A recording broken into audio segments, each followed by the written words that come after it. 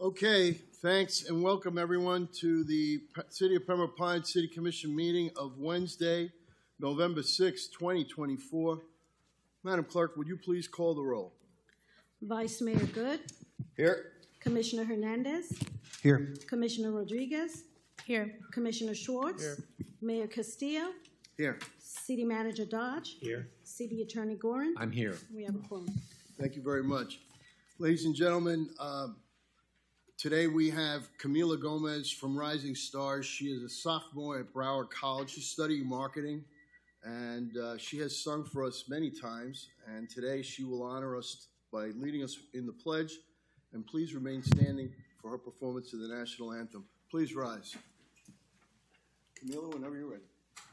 I pledge allegiance to the flag of the United States of America and to the republic for which it stands, one nation, under God, indivisible, with liberty and justice for all.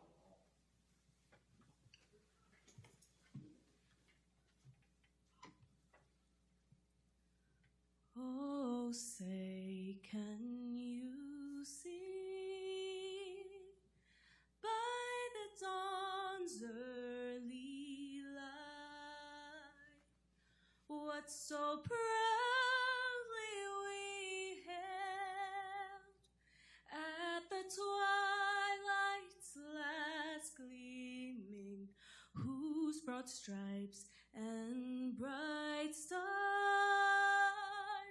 through the perilous fight o'er the ramparts we watch were so gallantly streaming, and the rocket's red glare, the bombs bursting in air, gave proof through the night that our flag was still there. Oh, say does that star-spangled banner yet wave o'er the land of the free and the home of the brave.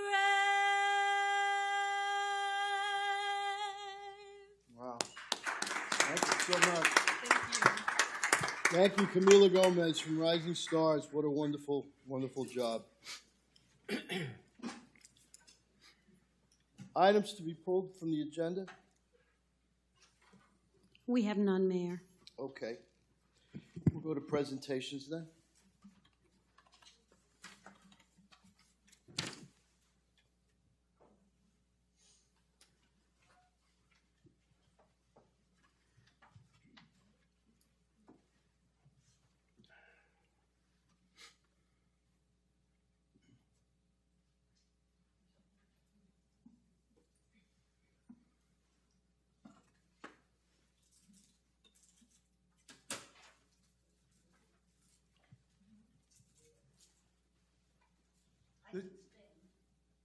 You can stand.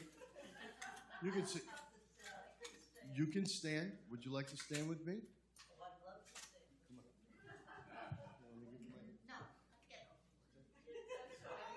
Oh my God. She's She's 100. right here. Right here. Right here. Right here. Sophie Bach is standing with me because she's 100 years old. Not yet. When? Thursday. Call me a liar. Nothing gives me greater joy than to do this. This is a proclamation of the City of Pembroke Pines, Florida, naming today Sophie Bach Day. Whereas Sophie Bach was born on November 15th, 1924, in Coney Island Hospital in Brooklyn, New York, to Gussie and Reuben Katz. She's celebrating her 100th birthday. And whereas Sophie met her first husband, Ermin Serki Millman, in her senior year of high school. They were married on November 26, 1943, and they had 3 children, Arnold, Robert, and Julia. Irving passed away on June 15, 1960, and she became a single mother at the age of 27. And whereas after high school, Sophie attended business school and majored in bookkeeping, and later went on to work as a bookkeeper at Katz Metal Manufacturing, which was owned by her father. Sophie was a bookkeeper most of her life, but also worked in insurance. And whereas 4 years later, Sophie married Morris Bach. On July 15, 1964, Sophie and her new family moved to Florida in September 1970, and her first stop was Miramar. And once in her new home, Sophie became an activist on many committees to make the city a better place. And whereas 20 years later, Sophie moved to Century Village, where she still resides today. And whereas Sophie was then retired and had time to pursue her hobbies and activism, Sophie formed a writers group in 1993, a club which is still meeting every Monday morning. She became a stage manager for shows put on by the English, Yiddish, Hebrew choral group. And Sophie became the stage manager for the Century Village Repertory Group. And where Sophie's most recent achievements include the formation of the Century Village Democratic Club, which she helped charter in May 6, 1997.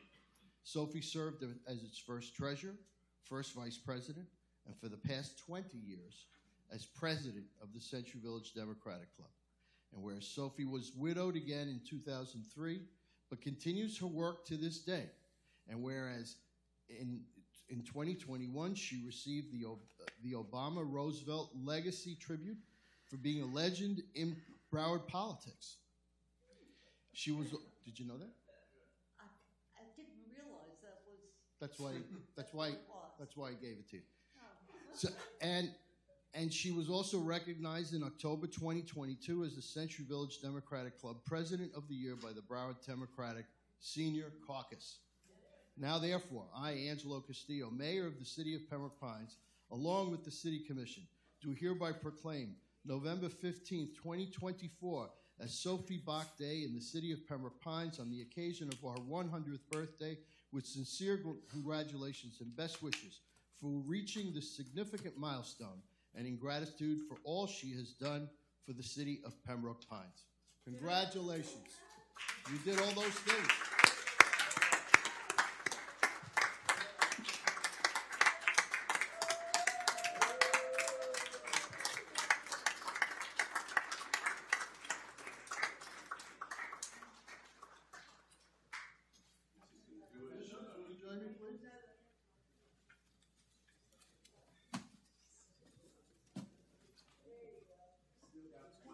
Make note of that. Could be you guys. Could be you guys.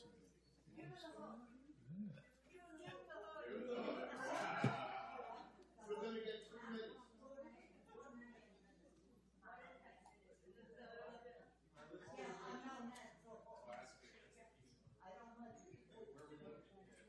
Okay, should we scoot back a little bit? Start on that side. I think so.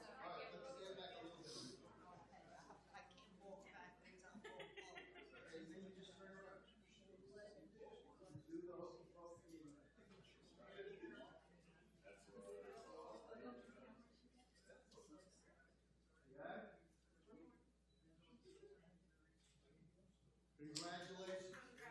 Would you like to say a few words? All I You can, get 3 minutes. a minute and a half is enough for what I have to say. I have loved living in Pembroke Pines, and it has been a delight. I've made so many friends here, all different walks of life, and I don't expect to live another 100 years, but in the time I have left, I hope to see you all again and again, and I thank you.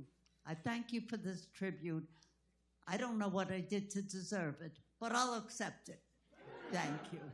God bless you.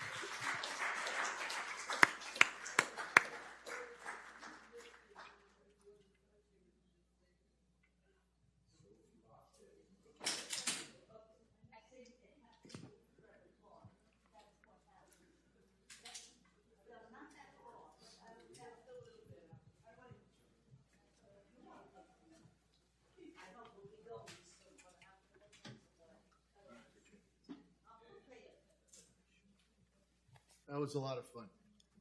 Oh. Thank you. Okay.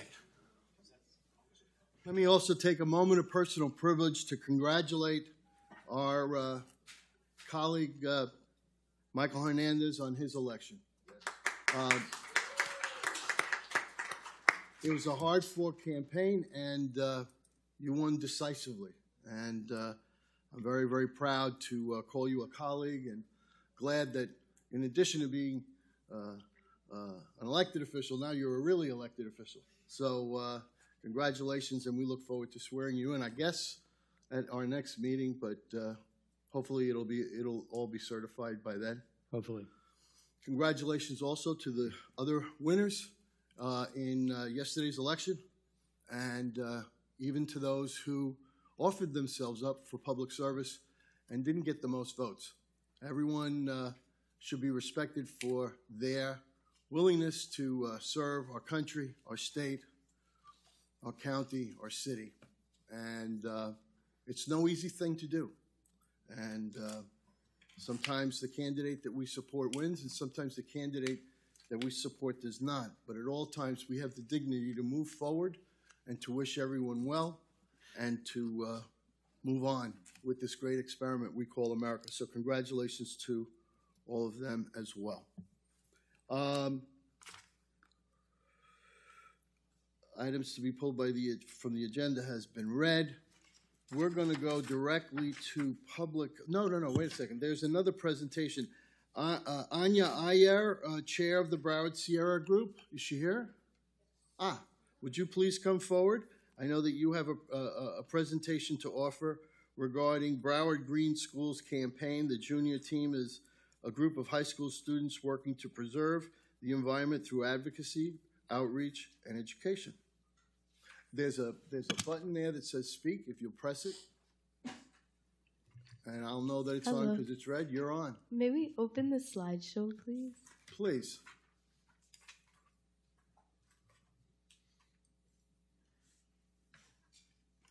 Okay, awesome. That's supposed to say November 6th, by the way, so that's my bad. But my name is Annika, and I'm a junior in high school. My name is Audrey Duenas, and I'm also a junior in high school, and I am a resident of Pembroke Pines. Okay. My name is Queenie. I'm also a junior at high school. I'm here at Pembroke Pines as well. Welcome. So today we're going to be presenting about the Broward Green Schools campaign and telling you a little bit more about what our mission is, and hopefully we can get your support on our campaign. So we're going to tell you our demands, the benefits of clean schools that adopt some of the policies of the Broward Green Schools campaign, community input, and the next steps. Next slide, please. The Broward Sierra Group Junior Team is a passionate group of high school students dedicated to promoting advocacy, outreach, and education to protect the environment. We believe that young people have a crucial role to play in addressing the climate crisis, as the future we're working towards will be the one we inherit. That's why we're taking on this Green Schools campaign. Transitioning our schools to 100% clean energy will ensure a more sustainable future for our generation and the ones that follow. Our campaign is part of a larger national initiative by the Climate Reality Project. Across the country, local campaigns like ours are working together to push educational institutions toward clean energy solutions. Can we have the next slide, please? Currently, schools across the United States are spending a staggering $8 billion on energy each year. In doing so, they emit around 72 million metric tons of carbon dioxide annually, which is roughly the same output as 18 coal plants. This level of CO2 emission contributes to the increased frequency of extreme heat, leading to more cases of heat-related illnesses, especially for vulnerable groups. Broward County has recognized these impacts and has already taken steps towards sustainability through its Climate Action Resilience Plan. Part of this plan includes implementing energy-saving measures like LED lighting in schools, which is a positive start. However, if we want to truly make an impact, we need to go further. Transitioning to 100% clean energy for our schools is the next logical step. We've seen Miami-Dade County take the lead by passing a resolution for clean energy, setting a precedent. Now it's time for Broward to follow suit and commit to a cleaner, healthier, and more resilient future for our students and community. Next slide, please. Okay. So, our main goal with the Broward Green Schools campaign is to get Broward County Public Schools to fully switch to clean energy by 2030. We're talking about 100% transition to sustainable energy sources, which would make our schools cleaner and healthier places to work and learn. To make this happen, Broward School can actually apply for funding through the Inflation Reduction Act. One thing we want is school buses to go electric. Electric buses will make a huge difference for air quality and reduce emissions. We're also pushing for more on-campus composting programs. By composting, schools can reduce waste, teach students about sustainability, and its hands-on ways for students to get involved in green initiatives. If we make all this happen, Broward County would be setting example for schools across the country, proving that big, meaningful change is possible. Scroll down, please. Okay. Let's move on to why resilient, sustainable schools are so important, especially here in Florida, where we're facing the direct impacts of climate change. Recent hurricanes like Hurricane Milton and Hurricane Helene are examples of storms that seem to be increasing in both intensity and frequency. Climate change is fueling these storms, making them stronger and more damaging, and our school needs to be prepared. For one, switching to renewable energy creates healthier schools. Using clean energy reduces pollution, which means cleaner air and better environment for students and staff. It is also a huge learning opportunity. When schools implement clean energy initiatives, students can get hands-on experience with sustainability and new technologies. This can mean anything from studying solar panel systems to learning about energy-efficient buildings, which are valuable skills for their future. And then there's the financial benefits. Clean energy can cut down on utility bills, freeing up funds that schools can invest back into education. Things like better facilities, programs, and resources for students.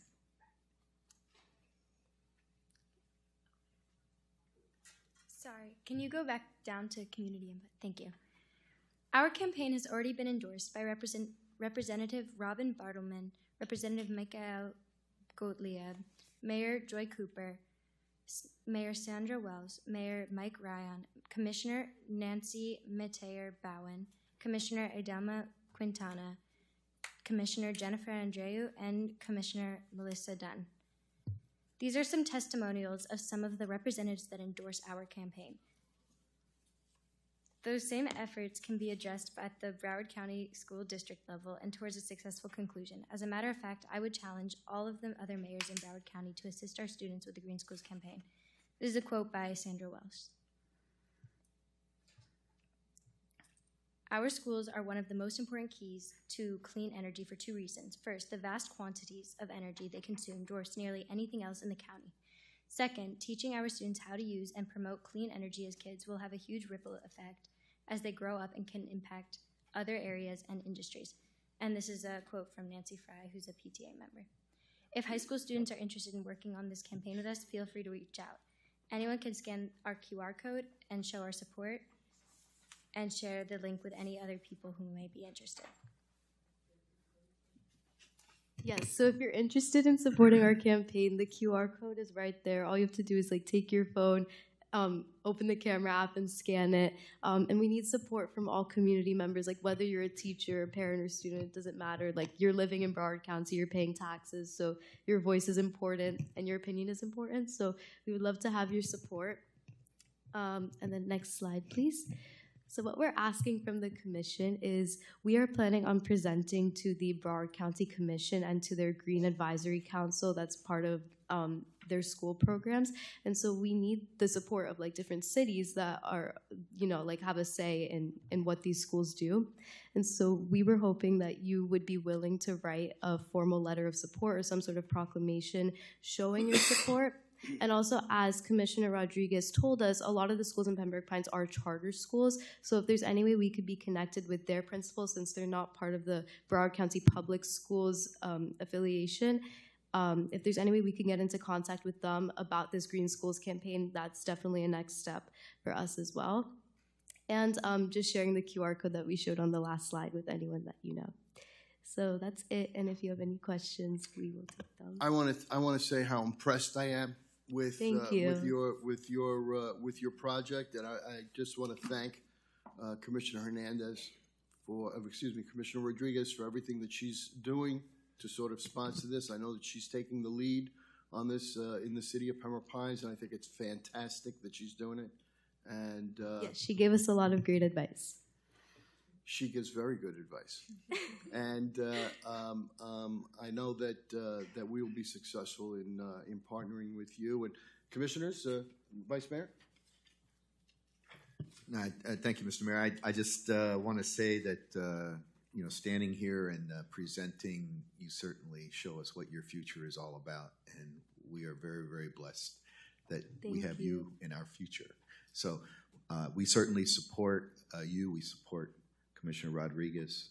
We support the city of Pembroke Pines in making sure that we're green as green can be. Thank you, guys. Thank you. Commissioner Rodriguez.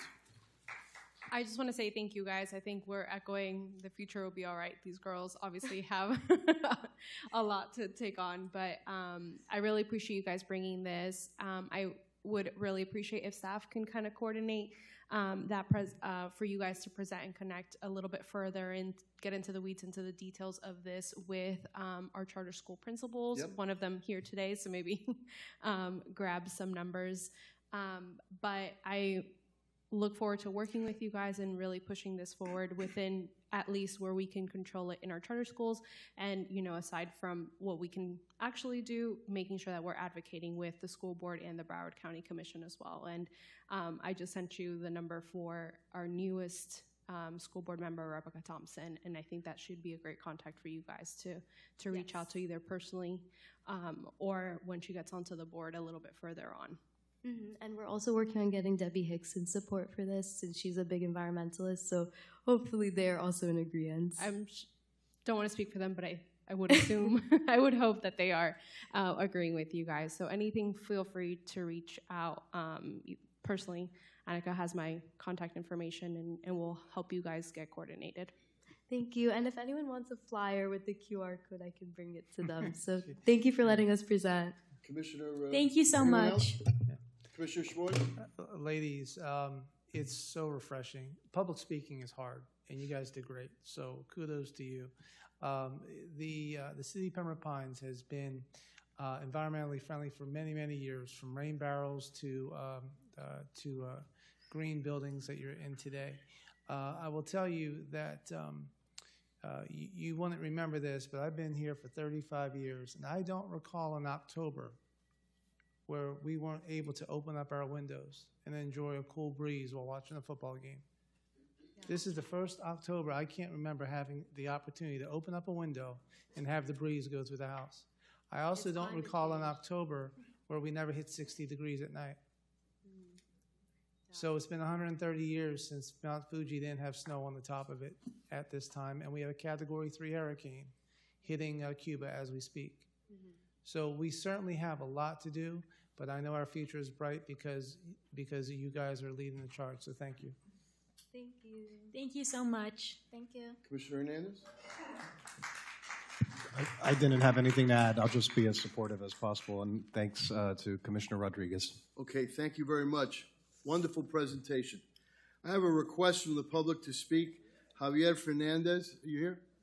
Hernandez. Your name and address for the record, please. Hello? Yes. Okay. My name is Javier Hernandez. I live in 20280 Northwest 2nd Street, Pembroke Pines, Florida, 33029. So, good afternoon. My name is Javier Hernandez, and I came here to talk about the lack of recycling in my community. So, I have been living in Pembroke Pines in Chapel Trail for almost 2 years, and in those 2 years, I have not seen a blue recycling bin. So I got curious and went online to find out what the reason was. And I found out that the city of Pembroke Pines has ended its recycling program as of January 1st, 2022, making the argument that it was due to contamination issues and the global market was all fault for the loss of this program. I also understand that there are people that put garbage in the recycling bins, making the recycling bin basically useless and defeating its purpose. But there are actually solutions to fix this problem.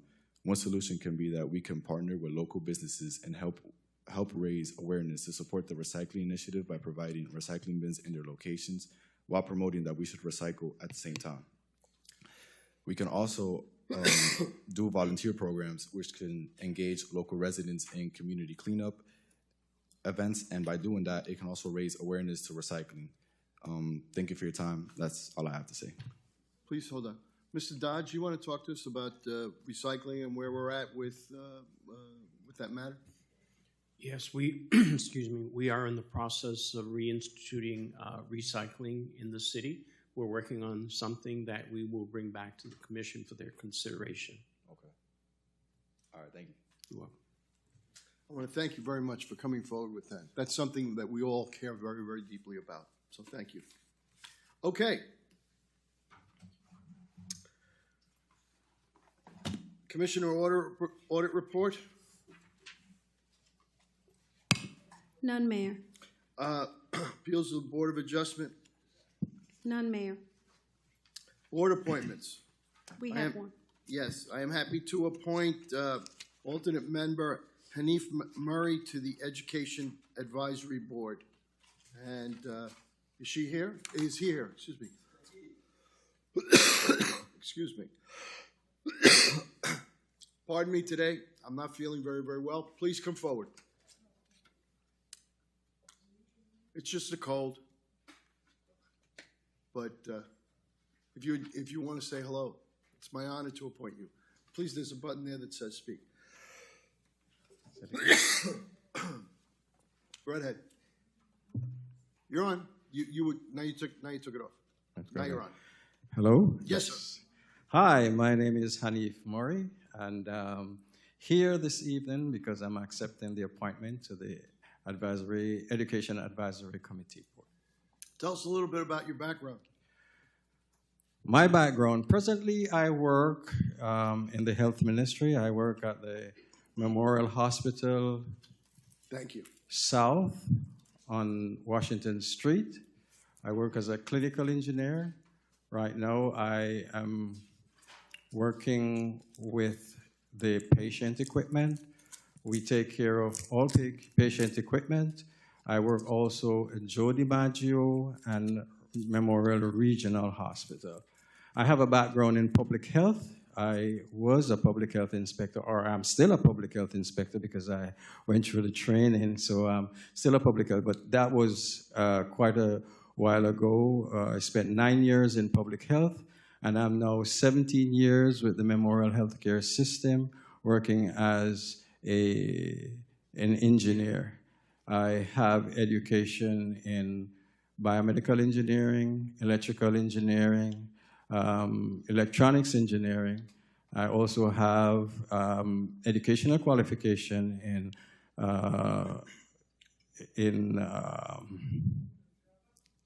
pardon me? Go ahead. In administration, in business administration. Right now, I am willing to assist, to give my time to assist in any project and serve on any board where I can contribute, not only contribute, but I can also learn from others. And together we work cooperatively and see how we can better assist and better develop the city of Pembroke Pines. Well, Mr. Murray, I just want to thank you so very much for your good citizenship here in the city of Pembroke Pines and for coming forward to offer your services to the board, and it's my honor to appoint you. So you will be contacted shortly about when the meetings occur and how it works out. And if you have any issues or questions, you can always call me, okay? Appreciate it. Thank you so much. All my best to you and your family. Thank you. Thank you. Appreciate it. Same thing to you. Congratulations. Thanks. Thank you. Thank you. Okay, Commissioners, consent agenda consent agenda today consists of items 1, 2, 3, 4, 5, 6, and 7. What's your pleasure?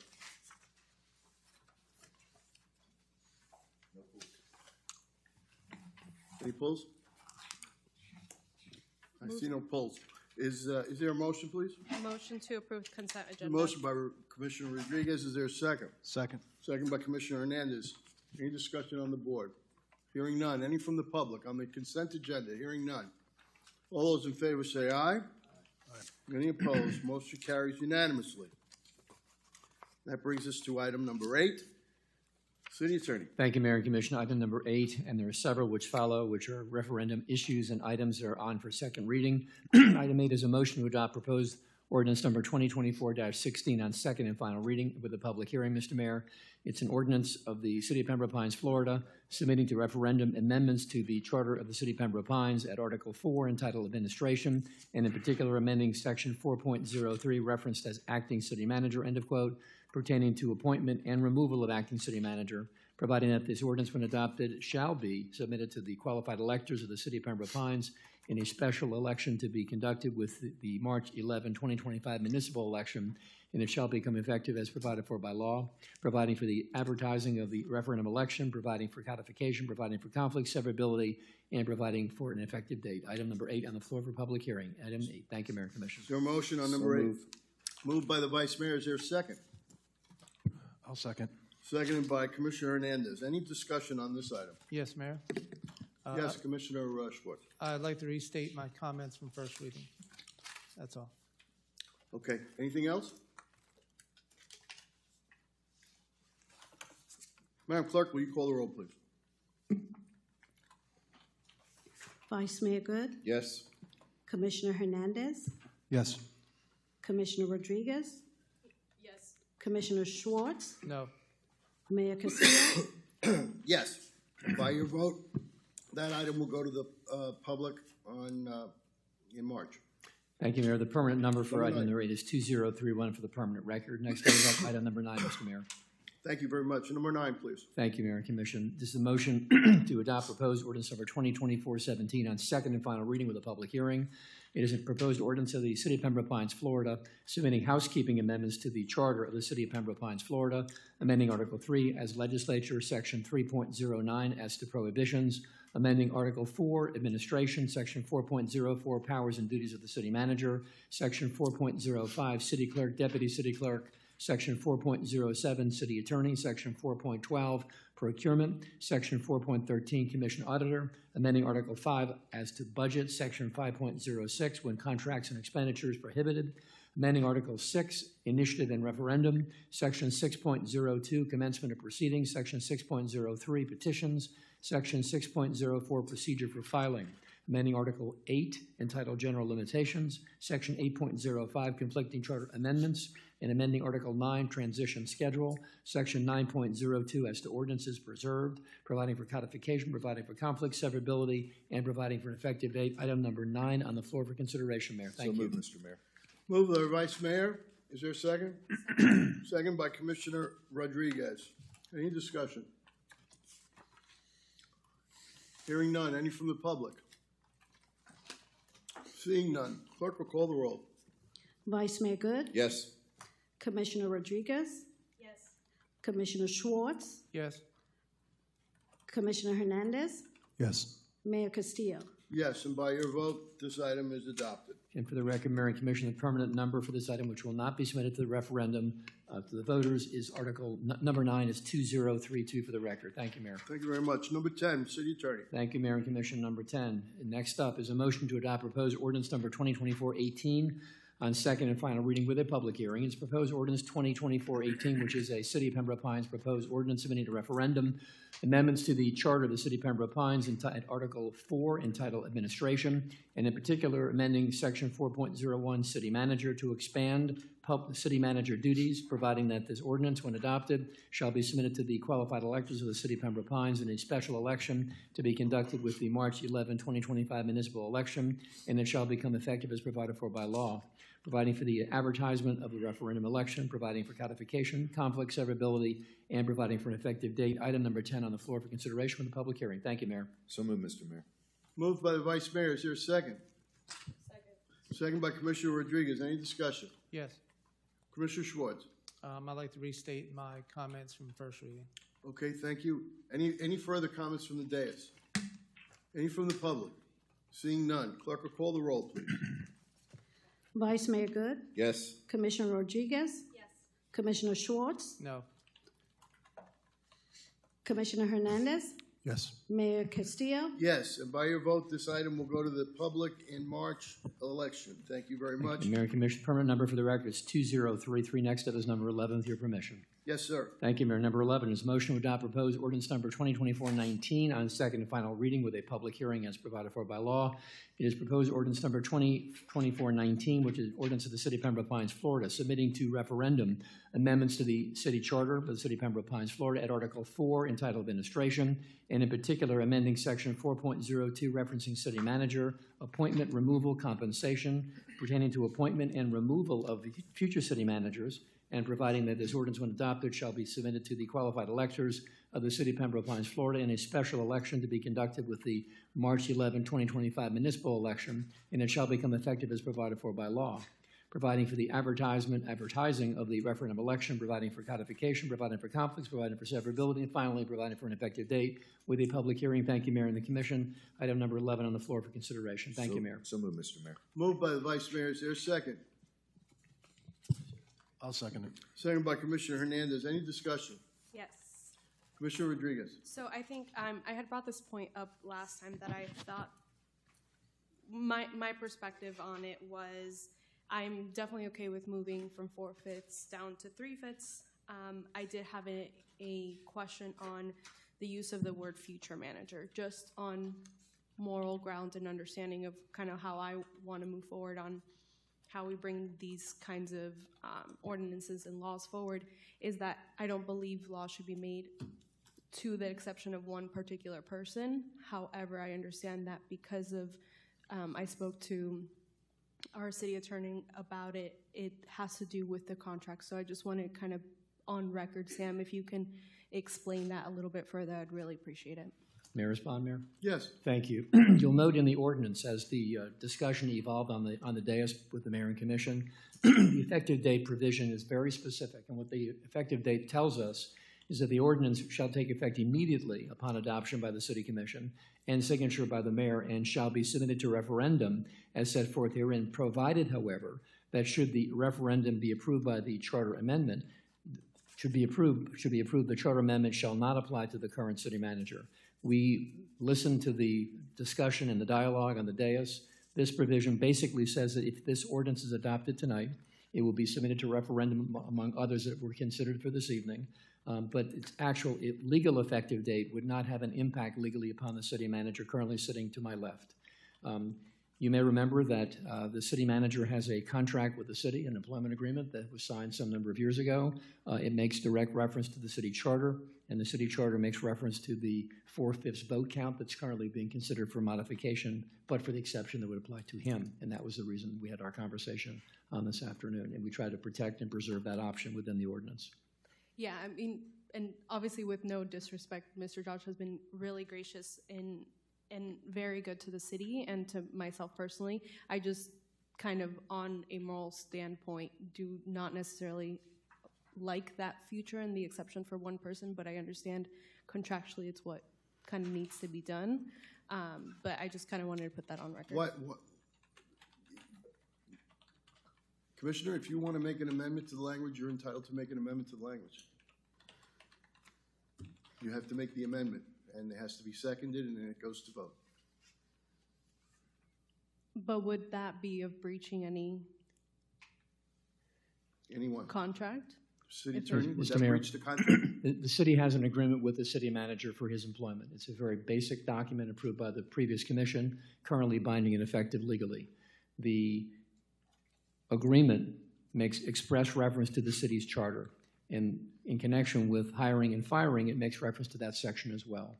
The objective here is to preserve and protect his contract rights, but to also preserve and protect your intent of preserving the position as it currently exists, subject to future change if made by the City Commission. But as we discussed earlier, this provision would grandfather the current city manager.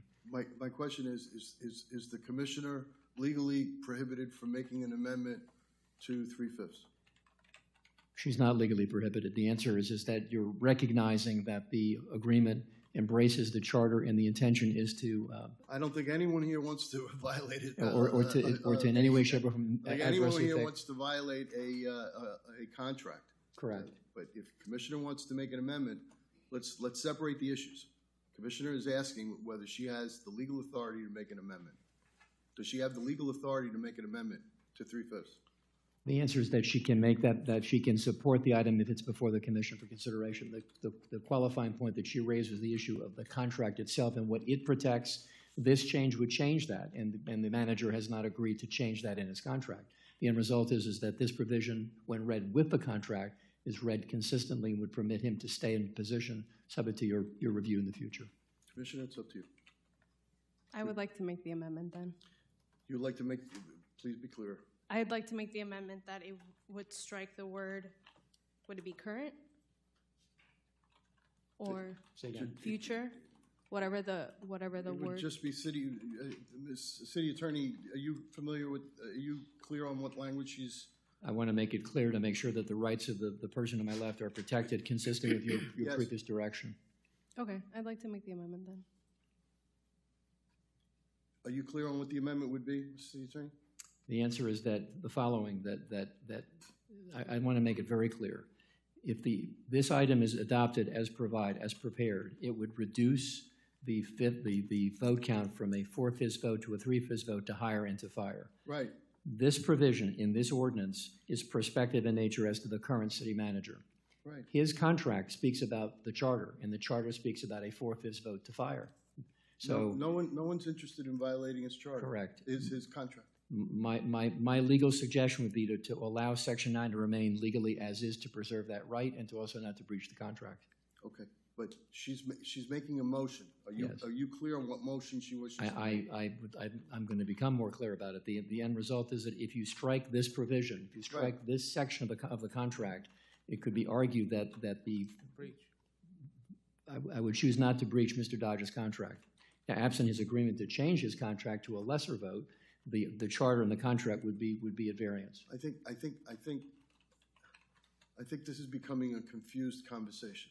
I asked you before, is the commissioner entitled legally to make this amendment? And you said that she was. This language didn't belong here anyway. No one made a motion to include this language here. You all wrote a memo to We us did. saying that it wasn't clear how this language appeared in the first reading. No one is interested in violating Mr. Dodge's contract. I'm going to ask again. The commissioner is asking a very clear question. Her question is she legally entitled to make the amendment so that it doesn't say future city managers, it simply addresses the 3/4 vote, 3/5 vote? She could make that motion, Mr. Mayor. Okay. Is that the motion you're making? Yeah, that's the motion making. I understand that there's a contract and Nobody wants. we'll move forward in that direction if we ever get to that point, but I feel more comfortable just on this, and obviously nothing against Mr. Dodge. I just don't feel comfortable with making this based on one person. Okay. Is there a second to that motion? For discussion, Yes. yes. Okay. Commissioner Hernandez? I guess I just want more background from Commissioner Rodriguez. I know it's specific to, you're trying not to make it specific to a current manager, but maybe this is a question for others. What is the contractual language of our city manager? Mr. Gorin? I don't have the contract in front of me. You'll forgive me, Mr. Mayor. And it's not in the backup specifically. My recollection on reading the contract was it makes direct reference to the city charter. Mr. Dodge, what does your contract say? I believe the contract refers to the requirements that's in the city charter as it exists today. Does it say 4/5 in the contract, or does it say the city charter? I don't recall that exact language, if it says 4/5 or if it just makes reference to the city charter that says 4/5. Either way, I can tell you, you're not going anywhere. So, Okay. I seconded it already, but go ahead. So, and I don't intend, from what I've seen, that he's going anywhere from my perspective. However, I don't necessarily believe, and maybe it's not a science or anything, I just don't think we should be making laws particular to one specific person. okay. That, like, this applies except for this one human is kind of or one resident or whatever. It doesn't sit right with me, and that's why I'm making the amendment, and it's not in any professional disrespect, but I don't think that that's how it should have been written. Okay, anyone else want to speak on this item? If I may, Mayor. Yes, Commissioner Schwartz. I want to thank the city attorney for embracing the conversation that the five of us had. I think the word future actually embraces what we discussed during the workshop. So that's it. It was not made into a motion, and the city attorney was crystal clear in his memo that it was an inadvertent inclusion because it hadn't been made by amendment. I guess then that it would be this amendment. If it fails, it fails, but I want it to be okay. Counted that we had this discussion particularly. Right. Anything else? Mr. Mayor, Mayor. I just hearing the conversation from my colleagues, I can sense that this will create confusion going further. This is our charter. This is not a resolution, something that we can take back lightly again. Putting this word, this revised language in there makes it such that the charter will stand, call it the test of time-ish, until we choose to change it again, but the word future eventually is going to have to come out of there.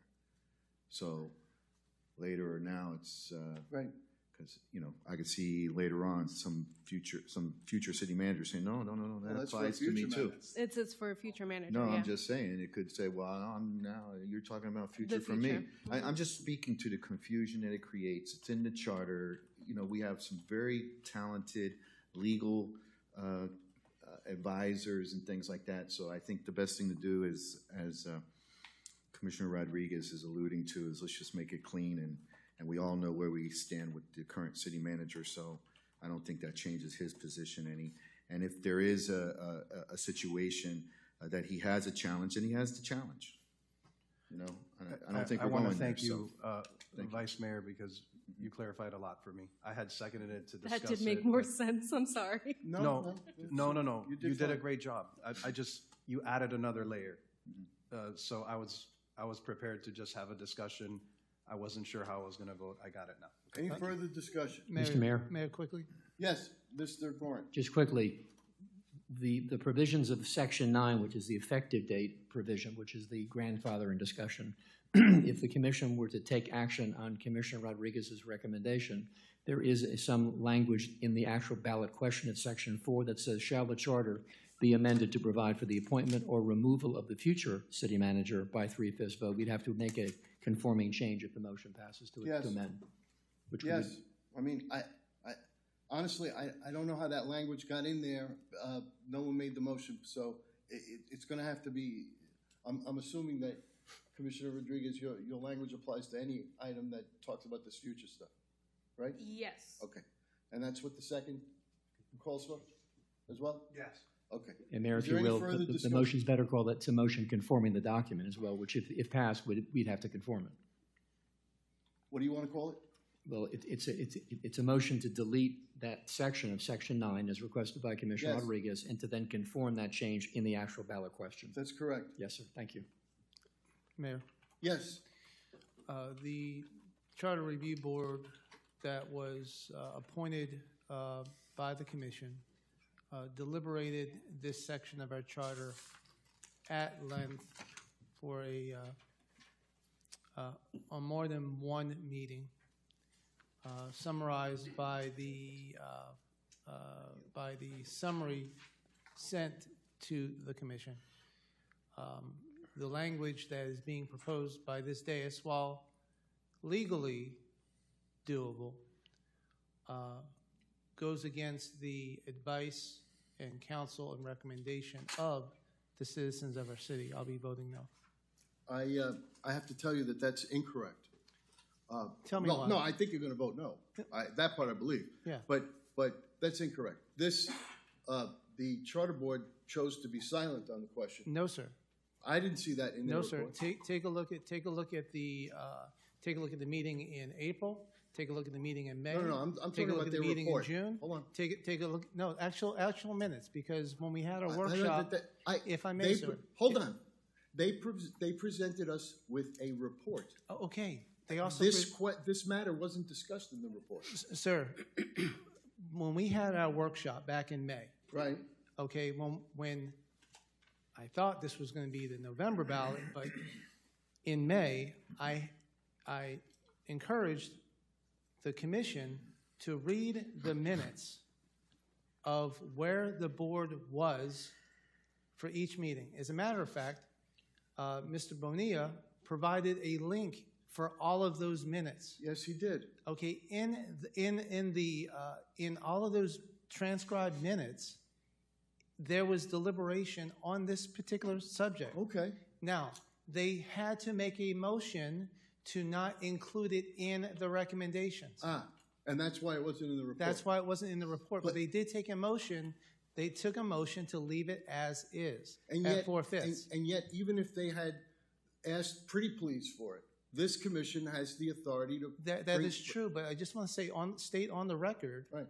Okay, that citizens took this matter up, and I'm voting no against what's being proposed because I want to stand with the people who deliberated this, and so I'm voting no.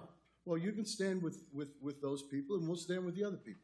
So the Either motion way, has been made. it comes down to a vote. It's going to be voted on. Right. So the people will still get to decide. The people are still going to. They can vote on it however they want. Please. All right. I think we've covered it. Mayor, Is there any further discussion from the public? If I may. This is like your fourth time speaking. It's not. What the action taken now is placing it on the ballot. Yes. To change it from 4 to 3. No, it shouldn't have been. It should never have been. It should never. This future business about which the discussion is currently present was never a request from this board. It sort of appeared somehow, and I understand that can happen. It was inadvertent. I believe it was innocent. I think it was an honest error, and Commissioner is trying to clarify that with her motion. That's all. And so we've had the discussion. Is there any further discussion from the public on the item? Okay, on the amendment, Madam Clerk, if you can call the motion on the amended, and then we'll handle the item as amended. So on the amendment first. Commissioner Rodriguez? Yes. Commissioner Hernandez? Yes. Vice Mayor Good? Yes. Commissioner Schwartz? No. Mayor Castillo? Yes, and the amendment passes. And now the item as amended. Madam Clerk, if you would call the roll. Vice Mayor Good? Yes. Commissioner Hernandez? Yes. Commissioner Rodriguez? Yes. Commissioner Schwartz? No. Mayor Castillo? Yes, and by your vote, this item will go to the public in March. Thank you very For the much. record, Mr. Mayor, the permit number is 2034, and the language that's contained in the ballot question as well as in the effective date will be conformed as required by the motion. That's correct. In all of the, wherever it may apply. Correct, Mayor. Number 12, please. Thank you, Mayor and Commissioner. Number 12, for the record, is a motion to adopt proposed ordinance number 2024-20. I'm sorry. And Mr. Dodge, you ain't going nowhere. Next, number 12. That was in the motion as well, as I recall. Item number 12 is a motion to adopt proposed ordinance number 2024-20 on second and final reading.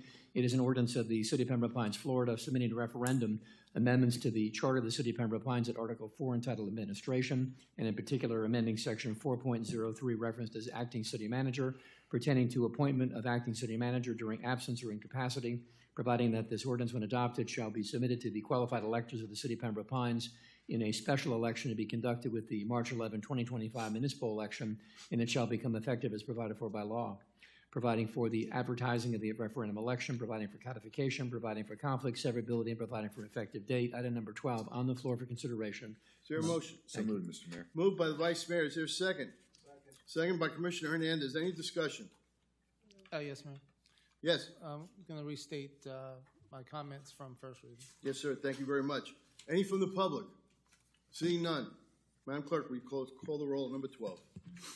Vice Mayor Good? Yes. Commissioner Hernandez? Yes. Commissioner Rodriguez? Yes. Commissioner Schwartz? No. Mayor Castillo? Yes, and by your vote, this item will go to the public in March. For the record, Mr. Mayor and Commission, the item permanent number is 2034 for the public record. Thank you very much. Item 13, please. Thanks, Mayor. Next up is item 13. It's proposed ordinance number 2024-21 is an ordinance of the City of Pembroke Pines, Florida, submitting to referendum amendments to the Charter of the City of Pembroke Pines at Article 4 entitled Administration, and in particular amending Section 4.01 City Manager regarding the city manager qualifications, providing that this ordinance, when adopted, shall be submitted to the qualified electors of the City of Pembroke Pines in a special election to be conducted with the March 11, 2025 municipal election, and it shall become effective as provided for by law, providing for the advertising of the referendum election, providing for codification, providing for conflict severability, and providing for an effective date. For the record, item number 13 on the floor for public review and consideration. 13, Mayor. Thank you. So moved, Mr. Mayor. Moved by the Vice Mayor. Is there a second?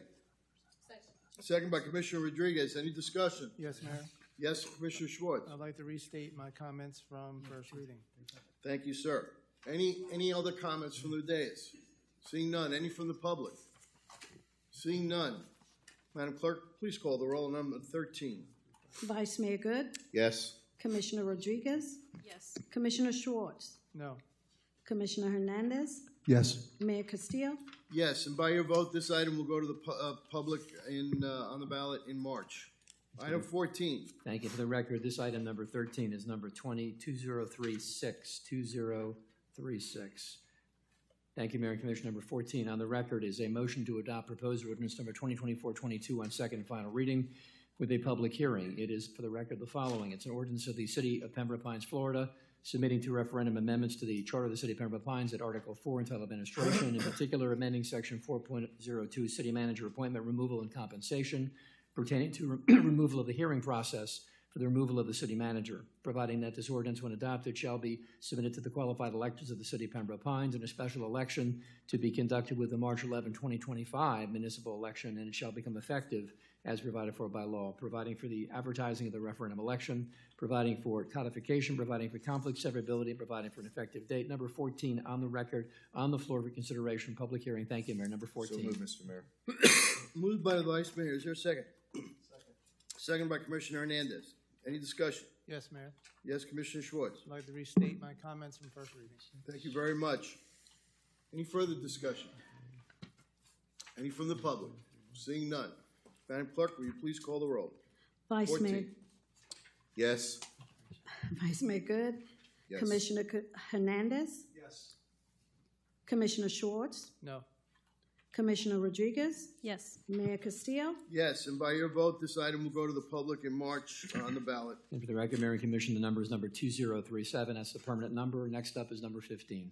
Number 15, please. Thank you, Mayor and Commission. 2024-23 is a motion to adopt proposed ordinance number 2024-23 on second and final hearing and reading with a public hearing.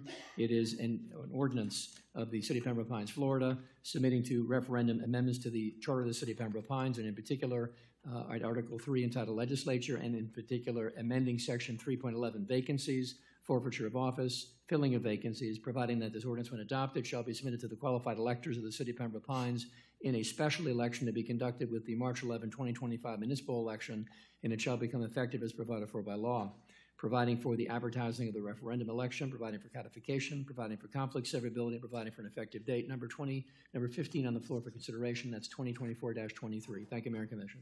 15. Is there a motion? So moved, Mr. Mayor. Moved by Vice Mayor. Is there a second? Second by Commissioner Rodriguez. And any comment from Yes, the Mayor. For the from last dais? time, I'd like to restate my comments from first reading. Thank you very much. Any further discussion on this item? Yes, Mayor. Yes. Thank you all for considering this, especially since we just went through this process earlier this year. I think this will benefit future commissions when there is a vacancy to ensure that we actually have an appointed official representing them, the roughly, I think it's 45,000 in each district. So I appreciate the support I've received when I presented this originally. Thank you. Thank you very much. I also agree with this item. It will end forever the embarrassment we had to endure last year. And I work hard not to think about that anymore. Okay, any further discussion? Any from the public? Seeing none. Madam Clerk, please call the roll on this item. Vice Mayor Good, Yes. Commissioner Rodriguez, Yes. Commissioner Hernandez, Yes. Commissioner Schwartz, No. Mayor Castillo. Yes, and by your item, this item will also go before the the voters in March. Before we get to number 16. If I may, Mr. Mayor, for the record, this is the permanent number for the record is 2038, and any of the charter referendum items which are before you will be subject to an agreement between the city and the supervisor of elections for the conducting the election next March. Thank you very much. Yes, sir. We fully expect City Manager Dodge to continue serving in his role for as long as he wishes. However, there will be a day when we have to bring in a new city manager. It happens to us all. And when that day comes, it may take a couple of tries before we find the next Charlie Dodge. We may never find the next Charlie Dodge. And 4/5 of a vote in order to make a decision, if it doesn't work out, is too politically complicated, and it could hurt the city.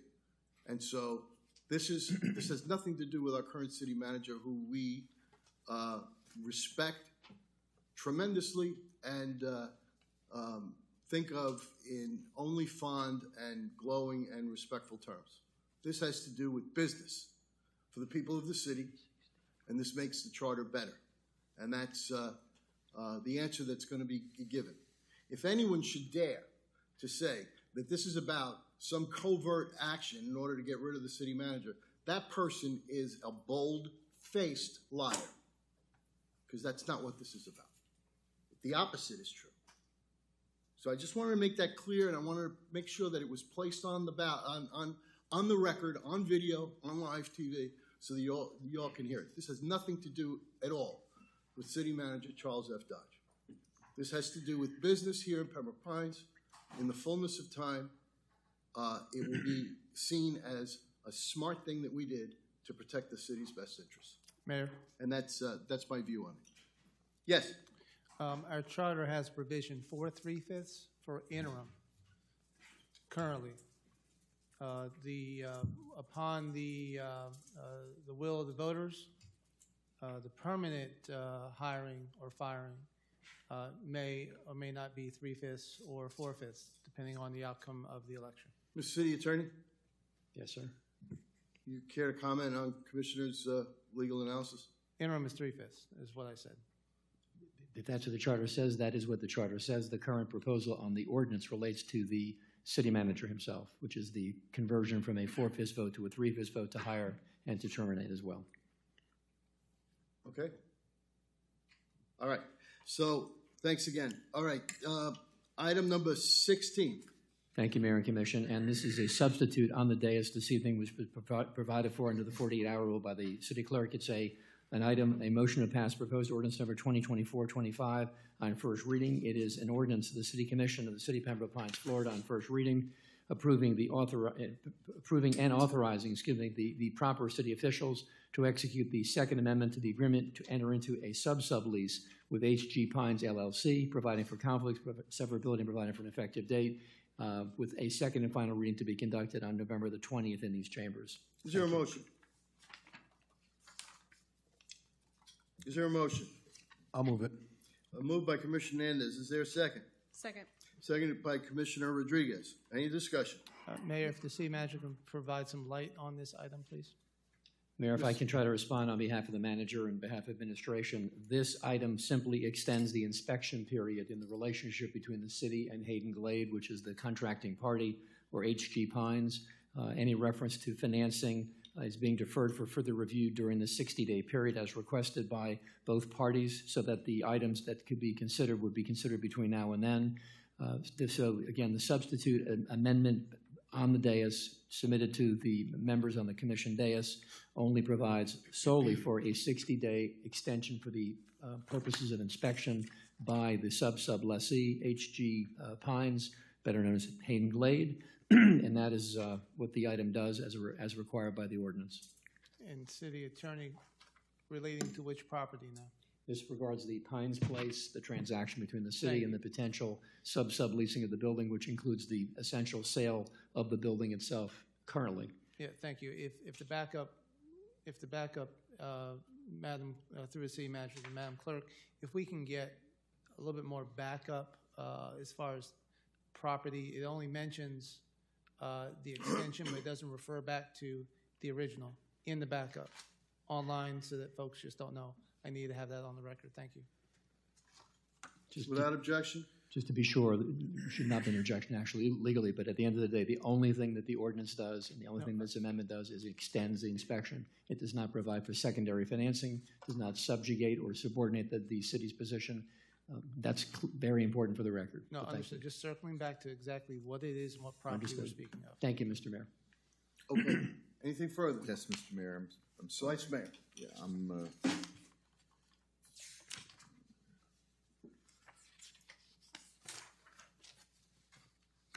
so the original amendment that we received in our books is different from what is being laid on the table tonight. That is correct, and it was submitted within the 48 hours as required by the county charter. And the reason we are giving a, so this, what's sitting on the table today, which is I'm just now seeing, which is, I apologize to the public for taking a little bit of time to review. It's quite different than what we received. Correct. To review But there's in a nothing short period of online, time.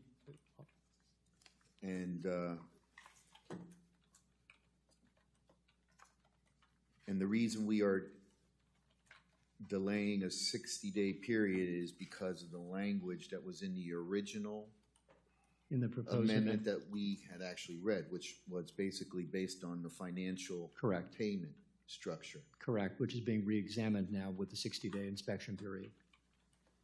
And why would that require a 60-day extension then, based on what I'm reading here? It's very clear. I mean, I did have questions about the fact that, this is a $90 million deal, and the payment is 70, what was intended was $70,000 up front. 70 million. 70 million up front, 20 million within a 3-year period, and that remaining money would be provided either the earlier of either the 3 years or some proof that there was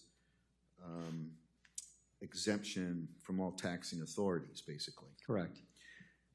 So is this then to find out if there really is, if there's going to be any taxing authority that is not going to give an exemption? May I respond, Mayor?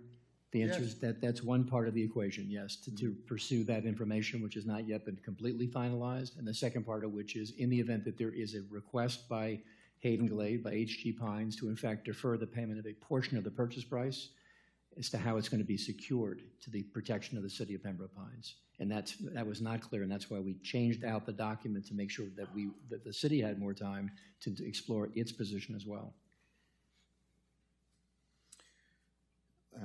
And then further along those lines, I mean, there was a reference to a late payment, and seems like if the 20 million was not paid within the 36 months, then it would start accruing a $200,000 additional cost per year. That was the proposal. I'm correct. assuming that would be like after say in the 4th year, it would be 20,200,000. In the 5th year, it would be 20,400,000. Is that? Am I reading that correctly? That's correct. How that financing is? That is correct. Okay. Yes. All right. So it's starting to get kind of convoluted for me. I'm sorry. There's flags starting to pop up. I will go ahead and approve. I'll support this, but I will tell you now that you've caused suspicion in me. So I'm going to be asking probably a few more questions in regards to this concern, because if the deal doesn't go through, what do we do next? And the only reason why I mention about the deal going through is because I do know that, I don't know if other members have been receiving copies from what may be other potential buyers, if I may say that. Subtenants, correct. Yeah, so, all right. Thank you for clarifying this a little bit more for me, because I don't know that I would have approved the original, but I think I could approve. Mayor, if I may respond to the Vice Mayor, your points are exceptionally well taken legally. The document before you, which is the substitute amendment, only provides the following. It specifically says, Section 8.1.1 of the original agreement as amended hereby further amended to provide that the review period shall be extended an additional 60 days, which shall expire at 5 p.m. Pembroke Pines, Florida time on Tuesday, January the 28th. The inspection period in the current agreement expires on November the 29th. The charter requires an ordinance to be able to do this in the context of a real estate transaction, so that the commission meeting is the 20th of November. We would basically be outside the inspection period. There's a deposit on this transaction of $3 million, which actually either goes hard or it doesn't, and that's public records. It's not anything to be hidden from public view. So the request was to extend for 60 days to explore both the ad valorem tax exemption issue and further to explore the issue of how best to finance in the event that that became an issue. So this preserves the current status quo, and your points are all well taken. Okay. So that means, too, that we could actually see different language with another amendment that I'm assuming is potential. We're going to be doing a third amendment here. The answer is possibly. That's correct. Thank you. Any further discussion? Thank you, Mr. Vice Mayor. Any further discussion? Yeah, I have something to say. I'm going to vote in favor of the extension to give people time to figure this thing out, but either they can perform or they can't. And if they can't, we should listen to what the options are. And I like this group. I remember when they were here. They were a very impressive group of people, but they can either get the deal done or they can't. So that's what I have to say tonight. Anything further? Any from the public? All those in favor say aye. Aye. Any opposed? That item passes unanimously. And for the record, Mr. Mayor and Commission, the item will be considered for second and final reading on the 20th of November, as required by the Chapter 166. Okay, resolutions. Thank you, Mayor. May I read?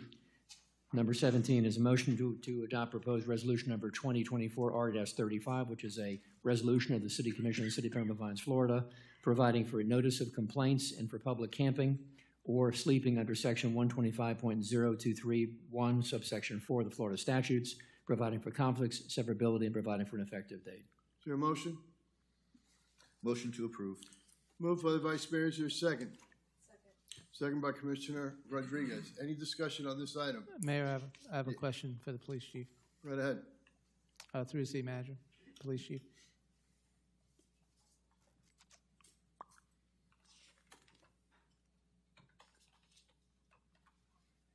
While the chief's making his way down, this new state statute is certainly, it's been written about.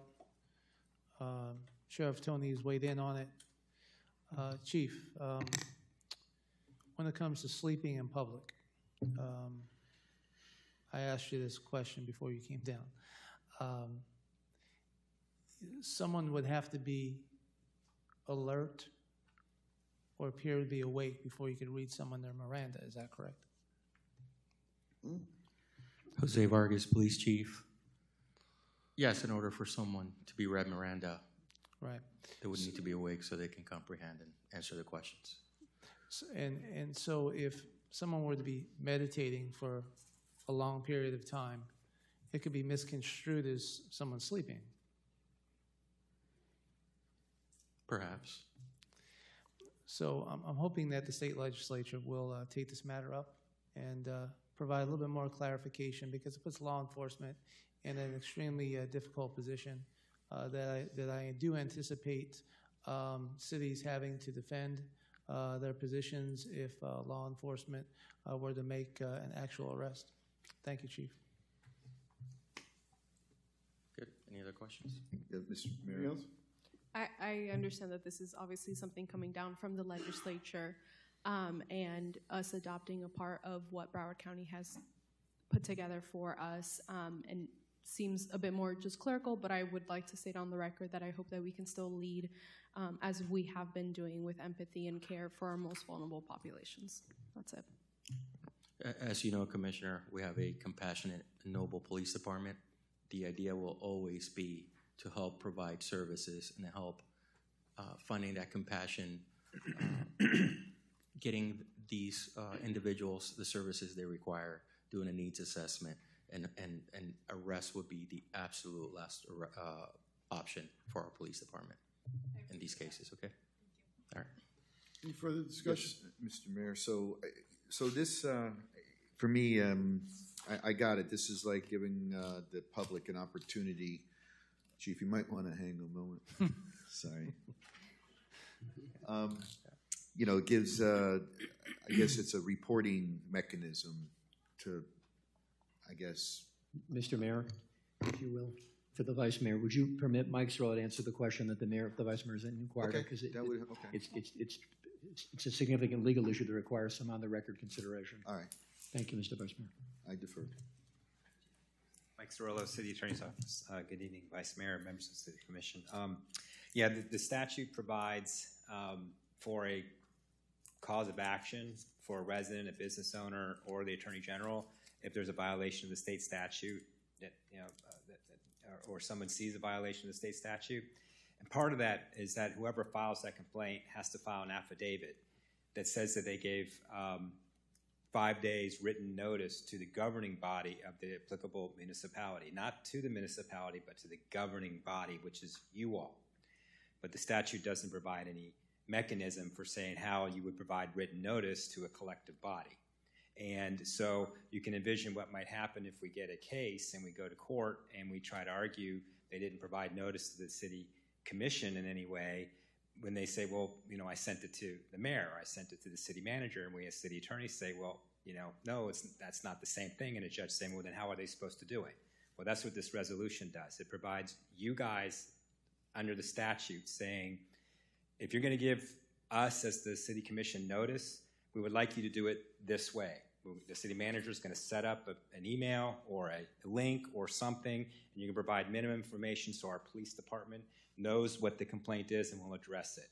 And that way, in the hopefully unlikely event that we do get to that point where someone complains, they don't feel like they're getting the action from the city, and they file litigation, we will be able to address that in court. But more importantly, it allows us to work from that premise that we'll have a system in place. The city will have a system in place. If they get a complaint, this is what they'll do. This is what we're supposed to do in order to address it. And it starts with this. It starts with this resolution from the City Commission. So if I'm hearing you right, then basically this is us. Yes. Yes. Is there any obligation for us to actually be notified of anything that comes through this process? That could be part of the system that's put in place. You could make that part of that you be notified of any complaints that the city receives. That's definitely something that could be part of what is the adoption of this resolution. You're giving direction to the city manager to provide a mechanism to receive these complaints on behalf of the city commission. Okay, that's. I'm sorry to pause for a moment here. Yeah, I don't know. Mr. Mayor, if I can respond to the Vice Mayor briefly. What? Every time somebody falls asleep in a park. Yeah. Mr. Mayor, to the Vice Mayor, your point is also well taken. We're trying to avoid a procedural fumble. No, I clearly hear that. Okay. And I don't want to be in a situation where I have somebody says, I notified you. I did this. That's and correct. You should know, because that will happen. Mm-hmm. Yes. I know that already. Yes. And there will be situations where each of you might get a specific notice individually. Mm-hmm. And, you'll do what you normally do when you get citizen complaints, I would assume. Forward it. Of legal nature, we forward it. Yeah, you forward it. Mm-hmm. Like you do any complaint that you get, you want it addressed. Mm-hmm. But this allows us to at least set up something more formal to be compliant with the statute. So I'll have more thought and more comment later. Thank you. Okay. But the other piece of this is, what are we doing, though, Chief? I mean, I see it gives there's wide flexibility here on how it's handled and things. Yes, sir. Police are, Yes, sir. To so we anticipated this. This has been projected to come about for quite some time. Mm-hmm. So we at our police department, we've actually more than doubled the number of officers who are certified under the homeless outreach program. So basically to learn about the available resources, how to best communicate with individuals who may be going through mental illness, have certain needs, whether it be psychological, medical, food, shelter, etc. Our philosophy in the Pembroke Pines Police Department is to render assistance prior to criminalizing anything. We will always comply by the law, but appropriately so. And the ordinance itself, as I've understood it, provides a mechanism to go through an adult civil citation program before you even consider an arrest, as the ordinance is written. And prior to that, we will go through verbal warnings, we would go through voluntary compliance, written warnings, and so it's a multi-step process before you even get to the consideration of an arrest. And I witnessed that, by the way, and I've seen some, fantastic work from, your team that engages this, and we still have those circumstances that no matter what you do to lead somebody to services and support, they will not accept and will be very rigid and very committed to that location for some reason that they seem to be in, and causing repeated complaints from the people who are being impacted by that. And so then now the question goes back to the attorney, how many times does somebody call this number and it's considered to be litigatable? Once. They give us written notice under the statute. It creates a cause of action for an injunction to compel us to enforce the statute.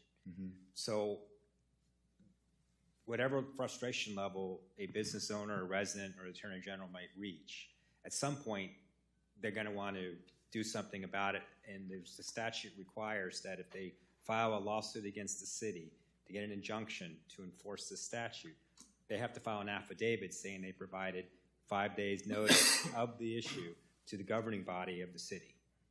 So there's no 1 strike, 2 strike, 3 strikes, you're out under the statute. We get this complaint, we address it. We're required to do what we're legally able to do. We're not required to do something that's impossible. But that's the point I'm trying to get. You say we address it. The city does. Yeah, I got that, but you're saying that first complaint is litigatable. Yes. So, I mean, if somebody just doesn't care, they want to go ahead and just, even though you address it, once they have to prove, they'll have to go to court and get an injunction to make us address it. The cause of action is that they believe we're not doing what we're supposed to be doing with the issue. So say we get the complaint and the police department is able to handle it in the professional way that they do, and it addresses that complaint, and we document it and it's shown to be redressed, and it returns, we're doing what we can do. The state didn't provide any resources. The state didn't provide any funding. The state didn't provide us any type of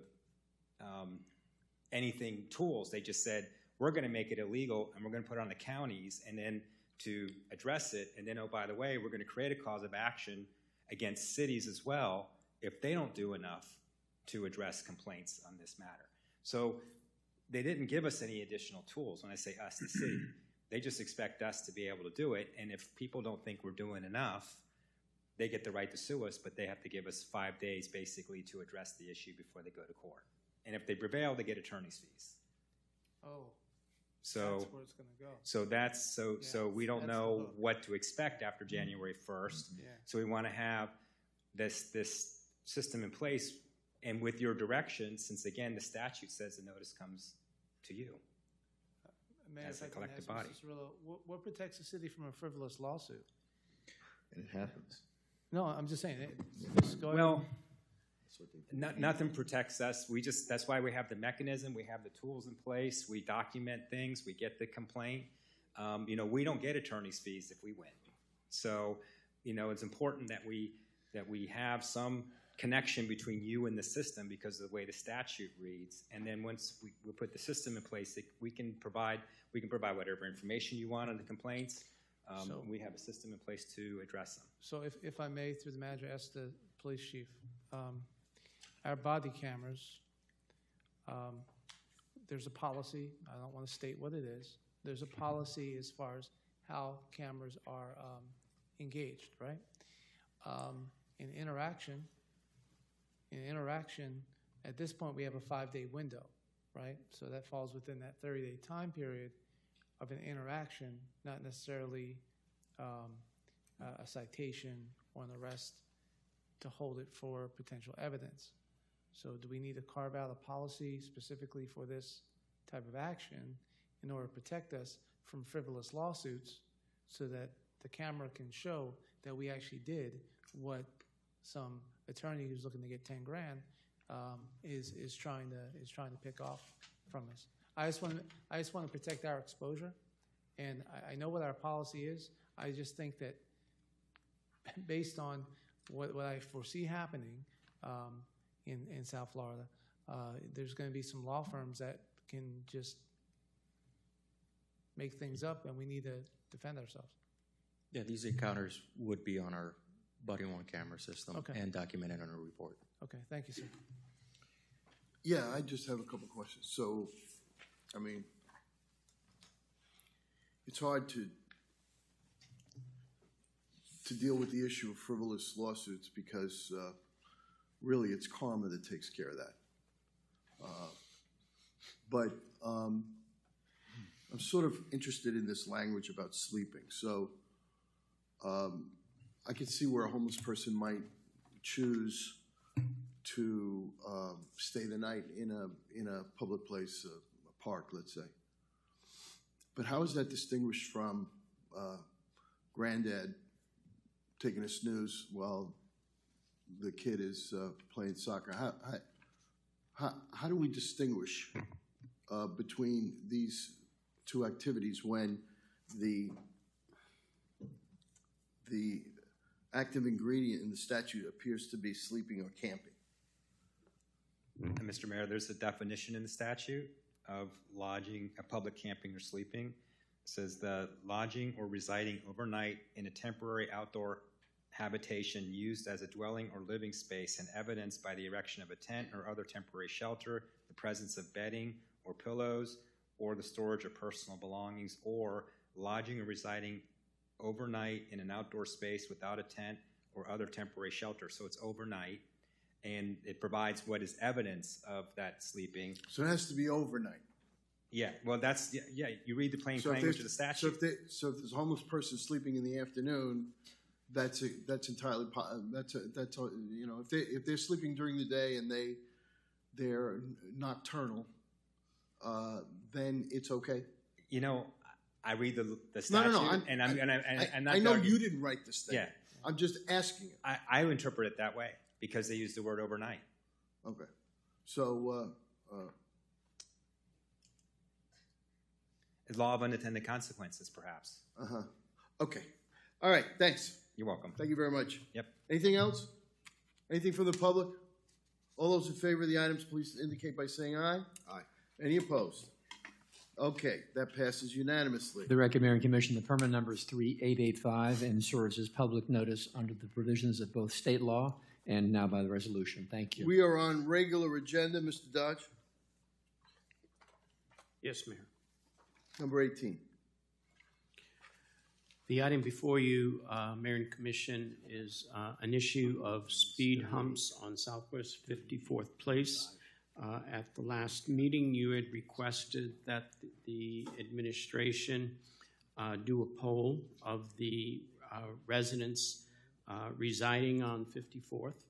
We did so.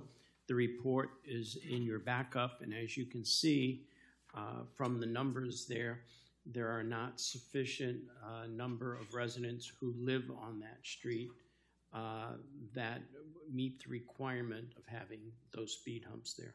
What is your recommendation? The recommendation is if you follow the resolution of the City Commission as adopted, those speed humps should be removed. I'll move the city manager's recommendations. Well, let's hold on a second because I believe this is Commissioner Rodriguez's item. So I'm going to give her the courtesy of speaking before a motion is made. Commissioner Rodriguez. I will be following up on that motion, but I first want to thank staff for going out. I know obviously that's not easy, and they did a really great job at formatting this to make it as digestible as possible. So they did go down because of the resolution only allowed to walk or talk to residents specifically on the 54th place. So it came down to nine owners did not approve of the speed hump, so taking away the speed humps. 7 owners approved of the speed hump, so keeping them. 5 owners did not wish to participate, and 1 owner could not be reached. There was one that I believe the one that couldn't be reached was because there was renters there, if I'm not mistaken. So while 54th place, and I understand that that's what the resolution kind of takes into consideration, I did what I had said that I was going to do in that last meeting and actually reached out to the residents based on the data I have available to myself, which is voter registration. So apologies if you weren't registered to vote. I probably didn't reach out to you because that's just what I had access to at the moment. And I asked the same question as well as a question which was if they were interested in additional traffic calming measure, because the original concern was that there was speeding in the area. So when that second petition also came through, we had a completion of a police speeding report through our police department, which showed in, I believe it's the first or second paragraph, that there wasn't speeding from what they were able to decipher. So I think that holds a very tangible point, because the concern or the presumption that the residents that brought the first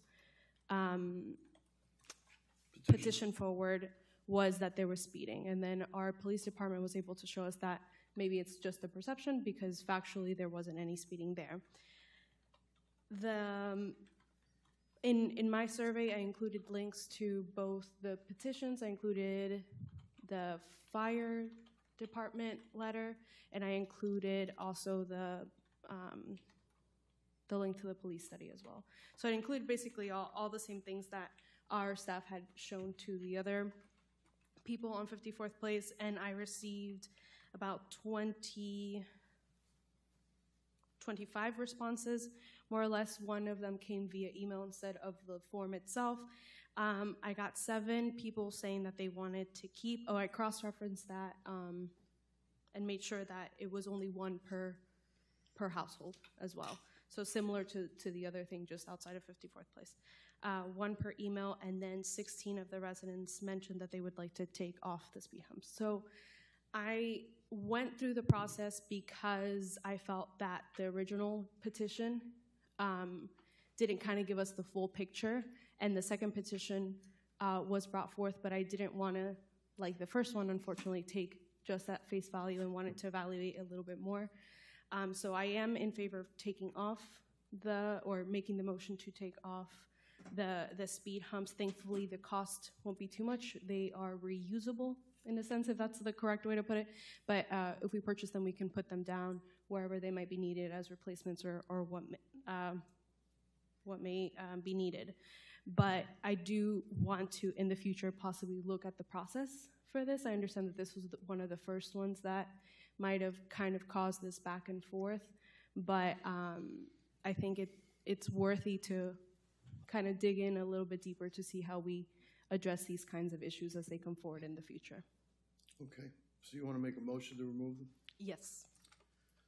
Okay, motion has been made to remove the speed humps. Second. Is there a second? Second. Second by Commissioner Schwartz. Discussion. Quickly, Mayor. Thank you, Commissioner Rodriguez. When this first came to us, it was the backup. The backup was a little light in information. Now the record is clear. I'm happy to support the item.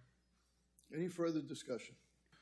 I'm going to be supportive. I wanted to congratulate my colleague because that's a lot of work that she put into it. But in addition to that, when I was reading the item, I'll have my own questions, because apparently in 2003, the requirement was 85% of residents, which I don't know if you could get 85% of residents in any community anywhere to agree on something.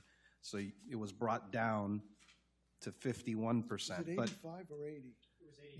85, according, well, from what I read on the item. So, although it came down to 51, my question is, I remember someone mentioning that there were renters in the prior petition, if I'm not mistaken. There was, from what I saw. There is currently one, I believe before there were two. Okay, so for clarification. We don't count. They can't be When you talk counted. to the owners.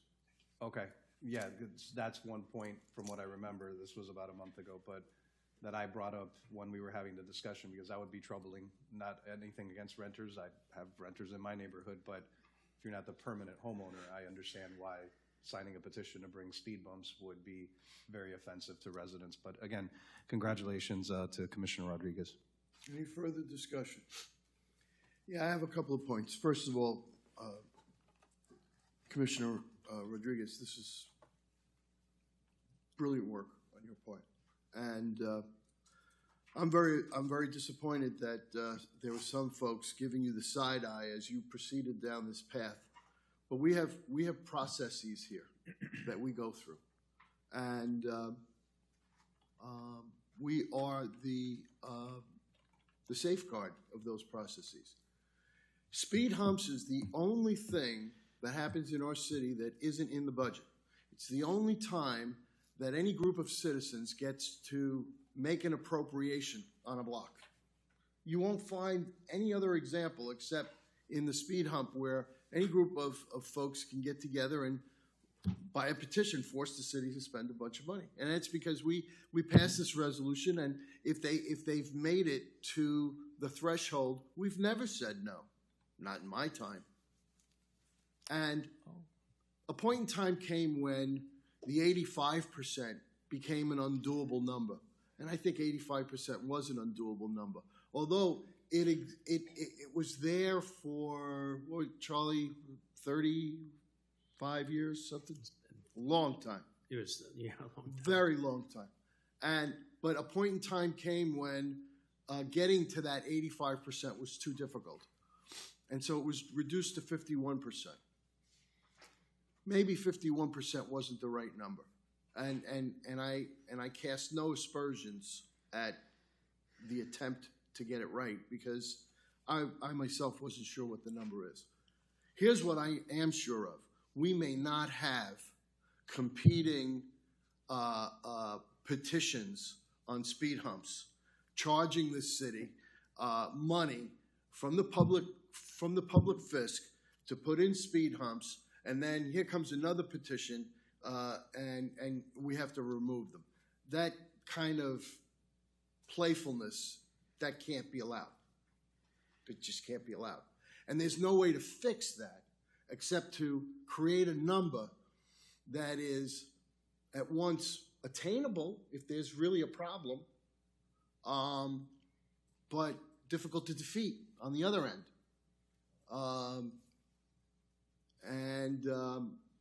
I'm going to ask you, Mr. Manager, based on your years of experience, 85 doesn't work, 51 doesn't work. Maybe you and the police department and others can think about what number will work, because speed humps are an effective traffic control device when there is nothing else that you can do. In my day, you used to find which cars they were, and you'd go to that person's house and say, hey, slow the hell down, please. Let's be good neighbors. Today, you do that, you get into a problem. Times have changed. So now everything is paperwork and calling cops and this and that. The society has changed. So we have to figure this thing out. But we can't have this again of spending $25,000 and then it takes, I don't know, another 10 to get rid of them, and we didn't get anything done for a community that we care desperately about. And we have done more for than any other community in the city. When you start adding up the $4 million that we paid to take a road that didn't even exist out to Griffin Road, and then these arms, these gate arm things that went in there, don't even get me started as to how the hell that happened. And, you know, then we had to take those away because we got sued by the very people who closed the roads in the first place. And it just goes on and on and on that this community has been tortured with traffic issues. And I feel terribly about it. They seek a rural lifestyle for a reason. They want to be left alone. And this traffic is driving them crazy. So of course we care, but we can't have, you know, this kind of thing with today we have speed humps and tomorrow we don't. That can't continue. So we're going to have to fix that. In the interim, I am very, very pleased to vote yes for this because it's the right thing to do for this community, and it'll solve the problem. But I lament that we've spent that kind of money, frankly, and we can't get it back. So, Mayor, with your indulgence, before we take may I another follow up? step in this direction, I really, really think that somebody here, Mr. Dodge, we need a memo from you at some point with a recommendation on how to fix this resolution because 51% isn't doing it and 85% didn't get it done. And so we need a number that is more reasonable on this. Mayor, Mr. could I Mayor, ask a think question? Not only do we need the number, but I think the process we went through to verify it should be done that way. I agree with that too. You don't know who's collecting signatures and who's signing them. Right. They can give us a preliminary survey saying it's done, we go in and validate. Right, right. Mayor, may I ask a question? Is it possible, and this isn't part of Commissioner Rodriguez's motion, but is it possible in your process that perhaps if they go through whatever it is that we establish, whatever is approved here, and there's a provision that you cannot remove the speed bumps by petition for a certain period of time? Because I don't know if that can be added to it, but that's just food for thought. Certainly an approach. I think, and also to that point, the concept that it's one particular road and only they should be surveyed, I don't think that everybody has the same weight in their reflection if they live not on that street because it doesn't make sense. It's not right in their front yard or whatever. But I think looking at a broader perspective, whether it is something not as intense like a notarized survey, but something like a link or something a little bit less labor intensive, basically. Yeah. That I think, or either just holding a community meeting or something to that extent. I understand that if it's a smaller road, it might not be necessary, but that we kind of think through that process a little bit further and include the rest of the community as well. Yeah, this thing needs a scrub. So we'll take a look at it. Vice Mayor? Yeah, just I haven't weighed in because I know that you all are focused on a specific issue, but I have very strong feelings about this, and I just ask we keep open-mindedness because, and we have to think about where we are located and the type of community. I think alluding a little bit, like you said, there should be probably weighted factors. When we talk about, some of these numbers of petitions, in some locations it probably should be higher, some locations it might even need to be lower, because if everybody's a renter, how do you get to the owner who happens to be maybe in another country? And I think that's sort of part of what some of this was observed. My community, I have a lot of this issue, and I could tell you I could pack this room with people that are in favor. And in my district, there are several locations that we, as the mayor said, we went through a process. Some of it was truncated because of the improbability of being able to attain, and the people are nothing but extremely happy because of the type of environment they are in. And so, when you're in a rural environment, I don't know that it works so well, but when you're in a dense urban environment, it helps. I think it would be a little bit of also taking it case by case basis, and in that exploring or having a bit more depth conversation about where it is located, what is around there, like that kind of stuff, but not just from the dais, but factual information that we get as backup. Commissioner Schwartz, you have a comment? Yeah, thanks, Mayor. Just to clarify, Commissioner Hernandez, Sun Sentinel, I believe it was June of 2016, maybe 2015, but I'm pretty sure it was 2016. An article was written about my initiative to change to 85%. I didn't get support from the member from one of my colleagues that I currently serve with. In 2020, while the mayor wasn't here, Vice Mayor Good and I, along with Seipel and Chances and Ortiz, changed it to 51. So I've owned this now for 8 years. I know it well. And so when the petition came forward back in April 3rd, I guess it was, and I didn't see the backup, I knew there was a problem then. Because it's been an 8-year journey, actually longer than that, actually goes back to 13 years at this point.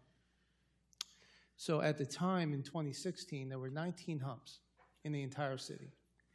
40 square miles, 19 humps. 11 of them were in District 1 and 2. The rest of them were the ones that have been out there forever. So it's taken this long. Now, how do we get to the 51%? It's because the intent was to be on a case-by-case basis. You can have a street that's a mile long. I'll take Sunswept. It goes from Douglas all the way to University. That's a mile.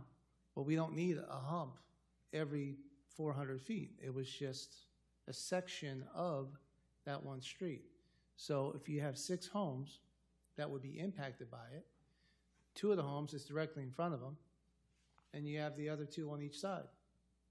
So if you can get 51%, because you had to get 4, right? So that's how we got to 51. Because you have 6, you can't have 3, you have to go above that. So 51 was just whatever that threshold was to avoid houses with corners and that sort of thing who may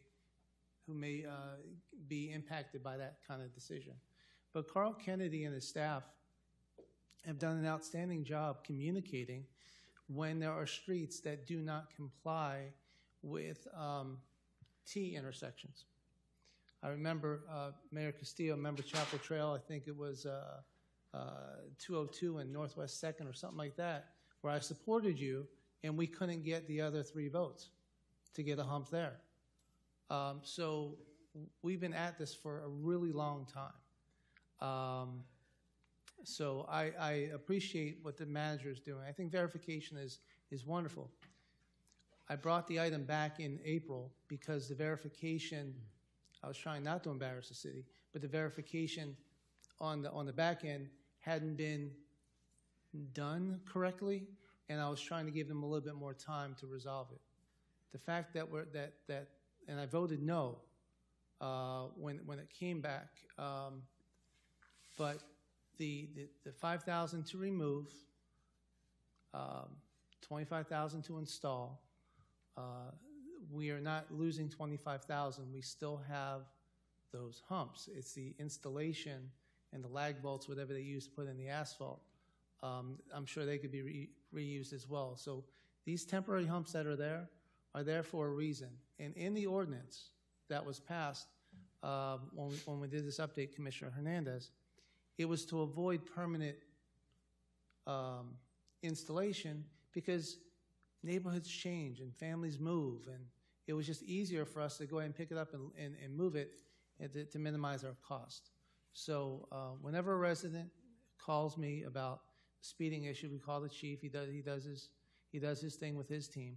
But I always tell them, get your signatures. And Commissioner Rodriguez, I appreciate the effort you put in. I usually walk with the residents during the petition process. So during that process, I'm physically seeing the people and interacting. Are you the homeowner and that sort of thing? Because I know that the ordinance has always been property owner. So when I have a resident reaching out to me in my district, I walk that, I visit them, and I encourage them to do the process. And I'm happy to support them when it comes back. So is it a rewrite? I don't know. I think the manager's verification, I think, is good. I think maybe an affidavit saying that they are the homeowner, I think that should be pretty much sufficient. But if the manager wants to take an additional step to verify the actual owner, 51% is not hard when you're dealing with 6 houses. You gotta get 4 of them. Yeah, very briefly, it's interesting how we remember things from years and years ago. My recollection was that I didn't support changing the 85% because I wanted to avoid this very problem. And also because I was aware that when we're dealing with city streets, any commissioner could ask for speed humps here. And with 3 votes, they'd get them, whether the residents wanted them or not, simply because they need them, simply because the police department says it's what they need. And so I just felt that changing the petition rules was unnecessary. It wasn't to be ornery or non-cooperative. It just didn't make any sense for me. I felt that we would get into a situation where this could be possible. And as to whether the speed humps are rubber and can be reused, or is a couple of bags of asphalt which can be ripped up and thrown away, I don't know which one is more expensive than the other. I don't know that was ever really an issue for us. For all I know, the temporary ones are more expensive. I really just don't know. I'm not one to ask that, but I don't recall that being an issue. The issue is, how do we do this in the proper way moving forward? This thing needs a scrub, and we need to figure out what the best way to do it is. And if it just seems to me that if we live on a block, if there's a block in a district that needs to have speed humps, and the residents can't muster up 85% or whatever, 75% or 70% or whatever we end up saying, and that commissioner really feels that it's necessary, I'm never going to say no if they make the request.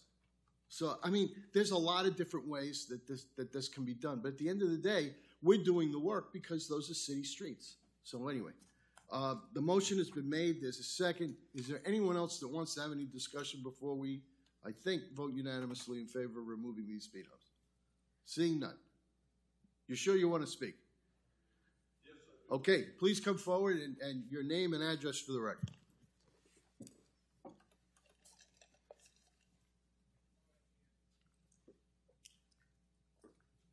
My name is Harold Park. Yes, sir. And I live on 199th Avenue. It's a pleasure to see you. I don't know. That was a costly blunder. Yeah. And you all had a part of that. Yeah. How many of you actually went out there and took a look at this road and saw it yourself? That's what I thought. You all need to be more careful about that. Yeah. But also, I think you need to depend less upon Mrs. Rodriguez's judgment. That was not good. I disagree with you. I think she was brilliant, and I think that you ought to thank her. I really do, because she's doing a great job for you. She's doing a hell of a lot better than the last one you had. Any further discussion? Mayor. All those in favor say aye. Mayor, can we? Any opposed? Thank you. That item's moved. Mayor, can I? Point of order. Yes. I'd like to invoke the rules for decorum. Thank you very much. Okay. The next item is reports of the League of Representatives. Yes, it's passed. They're gone. We'll tell you when, but it'll happen. Thank you very much for your time. Yes. It was unanimous. A voice vote. Thanks. Legally. League representatives, Commissioner Schwartz. Meeting tomorrow if you'd like to join me. Voice vote. Okay. Convention, conference, not convention. In Tampa, right? Tampa next week. You all be well. Thank you. I'll come back with a report on what was. You're welcome. I told you it would work out. The Florida League is up in Tampa. Oh, national. That's Tampa, right? Yeah, it should be a good time. Yeah? The weather's good. Oh. Okay, now we have the addendum. This is a motion to adopt the draft City of Pembroke Pines, draft City of Pembroke Pines strategic plan, the We Love Pembroke Pines, a blueprint for a brighter future. Is there a motion so that we can start scheduling town hall meetings? I'll move it. A motion has been made by Commissioner Rodriguez. Is there a second? Schwartz, ma'am. Hernandez, is there a second? Schwartz, ma'am. Schwartz. I will second. Who made the motion? Schwartz? I did. Okay, Schwartz made the motion and Rodriguez seconded the motion. Is there any discussion? Yes, Mr. Mayor. Yes, sir. Yeah, I just want to reiterate that anything that we put out into the public, it does have at least a watermark draft on the pages that show that this is for discussion purposes with the Dodge? public. It'll happen. Thank you. Draft.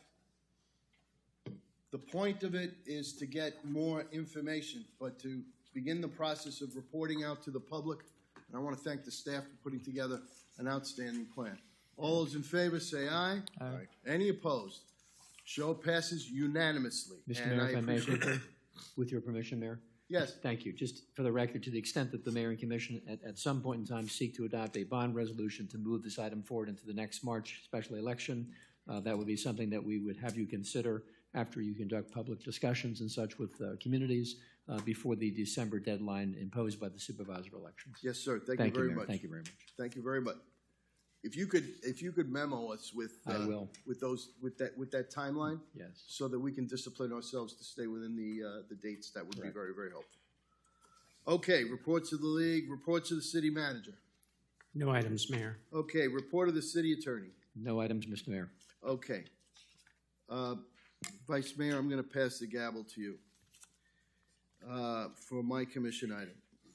This is a motion for discussion and possible action to create a We Love Pembroke Pines 501c3 organization as an official city-sponsored nonprofit organization governed by a board of directors composed of the Pembroke Pines City Commission, harnessing the volunteer and community service efforts of high school students and other volunteers under direction and supervision of city staff to perform neighborhood cleanup, humanitarian assistance to persons and properties in need, door-to-door or other approved community outreach support efforts, assisted by performing special projects identified by code enforcement, parks, police, fire, other city departmental efforts, humanitarian or community service efforts identified and approved by the city manager, including approved projects and efforts submitted by faith-based groups or community organizations incorporating participation in special public art, performing arts, musical performance, communications or other media,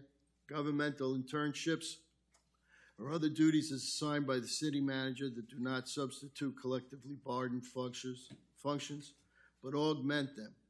The cost of said efforts funded primarily through private contributions, corporate contributions, grants, city fundraisers, and only to the extent necessary by direct city financial support, incorporating said efforts into the city's strategic plan, providing for unique corporate identification by legally protected means, providing for insurance needs as they may become necessary, advancing the high interests of the standards of the community service, public service, and further advancing the city's effort to promote the health, safety, and welfare and quality of life for residents. And I want to thank... Is there a second? Second. Thank you very much. And I want to thank the Thank city attorney for helping me to write that short introduction. We would benefit greatly from a 501c3 like other cities have that encourage young people to reach out and help their fellow Pembroke Pines residents. You've got the situation of a widow or widower needs their front lawn taken care of, or they have a one-story house and they need the front of it painted a little bit, and there's litter up and down Johnson Street or over on 196th Avenue, or it's time to put a mural on a wall on Pembroke Road, or maybe we're going to do something special in some particular way for a group of kids that need some help, or there are folks in this city who are crying out for participation, voluntary effort that they need either for school or because their soul is asking for it. And I just think that we should create this group and, encourage people to join it, young people, adults, others, and, embrace the opportunity of and harness the strength that voluntary effort can do. The chief will have any number of places which, under the supervision of one of his staff, need communities that need door knockers placed saying, hey, close your garage door, do this, do that, do that. He doesn't have the staff to deal with that right now. But if we gave him a cadre of kids, and we love Pembroke Pines t-shirts, and they'd be able to do that, We'd be able to hit hot spots. We'd be able to be much more responsive in so many different ways. And I just think that this is a really, really good thing to do. And so all I'm asking for you now to do is to sort of give the direction to the city manager and to the city attorney to come back with us with a plan. And I invite each of you to have your own fingerprint on it in some way. This should be ours collectively, not mine, ours collectively. Because we're going to be the governing board of this thing. I don't want it involved in politics. I don't want it involved in things that it shouldn't be involved in. But if somebody needs their front lawn taken care of, and we can get some plants from Home Depot or Lowe's or whatnot, and dig a couple of holes and make this lady's day brighter, I think we should try to do that. If we can. There's some things that we won't be able to do, but making the attempt is so very, very important. And I think a lot of it has to do with helping seniors as well. There might be some older folks that some adults that wouldn't mind taking someone who's homebound to Publix every once in a while. Picking them up and taking them, and all we have to do is be the glue between those things. We have somebody in need who can't get to the store, but needs to get to the store once a week. Will somebody make an hour out of their day to take this lovely person to the store? You might be able to find somebody that does that. There's liability, there's insurance, there's all the business stuff that we have to do. But I want our city to be known as a community where we take care of our own, and we show pride in the community by doing that. And so I'd like to propose this, and hopefully you all agree, and we can just send the city attorney and the city manager to figure out a way to get it done. I think it would help us make a better city. That's Commissioner Schwartz. That's my proposition. Thank you, Mayor. Thank you for bringing this forward. This reminds me of when I was a Boy Scout in Philadelphia, doing service projects.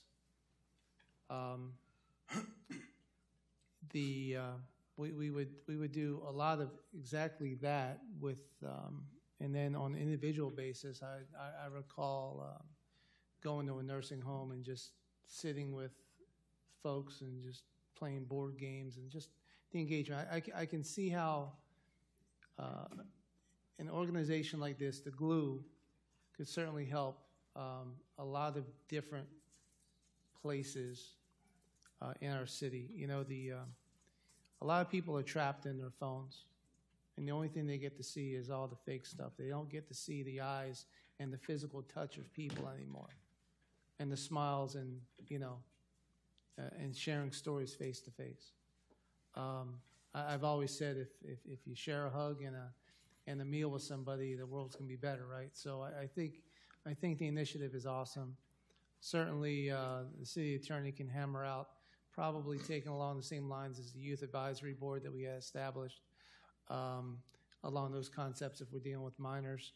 But I can see if we're the glue of there are hundreds of organizations who just want to go to work, right? Who just want to have a place to go. This is some good stuff. Good. Sounds like you got a thumbprint there. Commissioner Rodriguez, did you have something? I just had a couple of questions. Do we have any other 501c3s for the city? Is it the dog one? No, we had, I don't know, that's a good question. Is Pooch's? We've had a couple of 501c3s. Are there any active now? Pooches The and only Pines, is one it? that we had, I think, was for the Veterans Memorial. That's no longer active. The 911 Memorial had a. The Education I'm losing my Foundation, voice. The 911 Memorial was a 501c3, but we did away with it. Yes, Is Pooches and Pines a 501c3? Yes, but it's independent from. It's the- independent from us. From us, yes. So this would really be our only 501c3. Okay, and what other cities have something similar? Tamarack has one. North Lauderdale has one. Who? North Lauderdale had one as North, well. North Lauderdale. North Education Foundation. North and I think Margate has something. And Tamarack. There's a couple of different ones. Okay. Plantation had something, but I think Christina had to do with parks. I think it was one of Diane Veldry, Vendikovich. Was that her name? Is there like wayfinding? Is that for like wayfinding? No, I forget what it was about. I think it was like helping to fix the parks. I don't know. They do a lot of volunteer stuff there. Understood. There's other cities. Yes. I just want to make a comment on governmental internships, especially for high school students or anybody definitely younger. I am very much for this. I really appreciate it. However, I don't think that free labor is a thing that kids should just be giving out. I understand that internships they get to learn, they have an experience, things like that. But if we're going to have a 501c3, someone sponsored, I would really appreciate at least a simple stipend to kind of show them that their work, especially if they're going to, if I have a intern in my office or something like that, I would hopefully be able to put them to work to do a couple different things. I'd love to be in that position. And if we have the funding to it, I think it would be appropriate for us to make something like that happen. Because internships always, I take it as a caveat. I don't like necessarily high schoolers or college students doing work just for the experience, because sometimes that doesn't pay out as much as you would think. I used to be a participant in the Summer Youth Employment Program. Remember that one? Yeah. Yep. And but that was geared. I'm losing my voice. That was geared exclusively for low-income kids. So I don't know. It was income-based. I just know that I did like plenty the of internships for free, and I put in a lot of work, and I don't think whether it was It a learning shows. it was a learning experience, but I think still the proper thing to do, especially if we have the available funding, would be to pay someone in that love to do that. circumstance. Those are my only. Any other questions? Any more comments? Yeah, so I know that with this Broward County code thing that we can't use staff time. We can't use staff time for nonprofit things. How the city attorney? It sounds like there needs to be a staff liaison to keep this glue together, to kind of get the incoming phone call and to use city resources and that sort of thing. I don't want to trip over some bureaucrat thing that we're trying to do good, and we have people looking at our papers. Probably need somebody to run it. Yeah. All right, so it sounds like the action is pretty much city manager to put a framework together for us to work with so that we can add our thumbprints as we go along in regards to the mayor's motion. So all those in favor? Aye. Aye. Okay. Thank you very Opposed? much. All right, sounds like got Unanimous. another job. Okay, taking the gavel back. Thank you very much for that. Mr. City Attorney, Mr. Manager, if you guys could move that along, that'll be very, very helpful. And that's it. Is there any new business or old business before us? If not, thank you so very much. We are adjourned.